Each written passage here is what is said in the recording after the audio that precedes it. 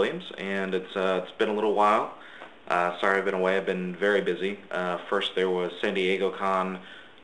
Then after that I was able to post the Feeding Frenzy Work in Progress inks videos, which I'd actually recorded before San Diego. And then just got back from New York a couple of weeks ago. Of course I got sick. I almost always get sick at the conventions. I think it's from, shaking hands with so many people and stuff. And actually, my wife got sick, and all my editors at the DC offices got sick too, so maybe it was just flu season or whatever. So I finally had a little bit of free time. I basically stayed up really late last night to get a bunch of work done so that I could get up early this morning and have a little bit of time to make some videos, because it's been a while, and I apologize for how long it's been. So I have a cue card that I'll just be reading from some topics or some news.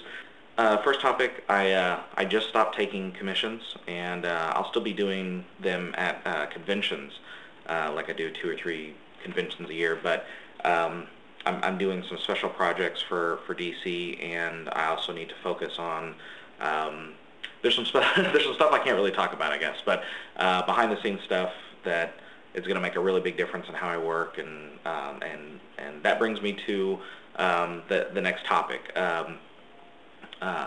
I'm curious what you guys think about. I sent this out in an email update a little while ago, so some of you might have already answered this, but I'm wondering what sort of how-to product do you prefer to have? Would you rather have it on DVD, like an instructional DVD, or would you have it in a book? And the people who have already answered this question mostly have said stuff like, they like to be able to see how things work with the DVD and the book, but the book is better as a way to flip through for direct reference, and so they'd like to have both. But I really don't think that the 2 publisher outlets that I have right now, I don't think either one of them is offering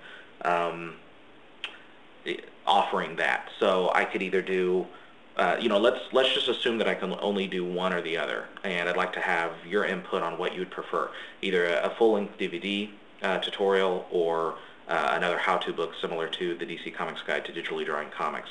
The subject of it's going to be using 3D in comic books, which a lot of us have already started to do, but I think that I can probably introduce it to a wider audience, because I think it's going to revolutionize it. The revolution's already begun, but it's going to revolutionize how comic books are created in the future, and if not, it should.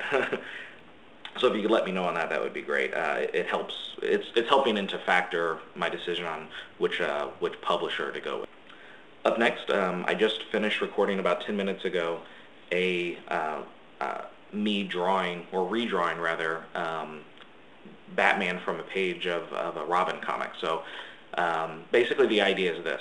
Nathan Wilson from the Comics Journal approached me about doing an interview and also a work in progress video to show how I draw digitally, and that sounded good to me. And but we wanted to use we wanted to kind of go from a full script all the way through to either the finished product or something like that. And because right now, in the last year, 2 years or year and a half, something like that, I've been working in kind of the plot method, where the writer doesn't write a full script to begin with.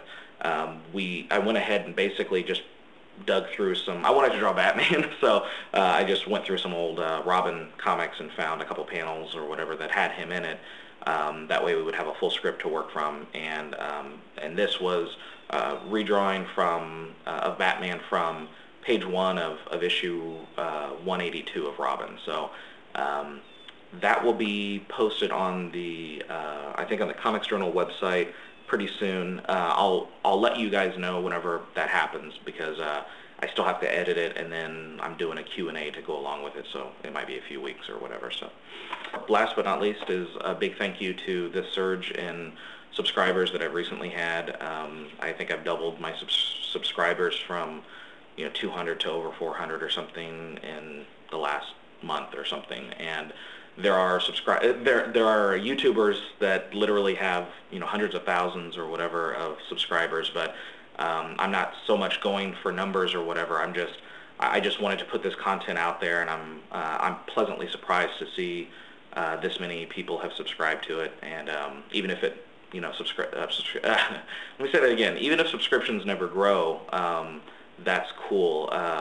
You know, I just want to put out content, and hopefully people can learn from it. And I like to get feedback too, because I get, you know, a lot of questions, and sometimes that can be thought-provoking. So, in any case, thank you all. And I think that's it. I'm going to try to do some Q&A here real quick while I have the setup and while I have a little bit of free time. Oh, and before I forget, I just want to put out there that if you want to see some of the commissions that I've recently done, both at San Diego, New York, and then some of the last ones here that I'm doing at the house, you can take a look on from my website, freddyart.com. There's a link called Fred's Picks. It's basically just a Twit Picks page, and it has, I don't know, quite a few, over 100 or something commissions. So if you're really bored at work someday, just take a look, and that might keep you entertained for a little bit. So thanks again. Take care.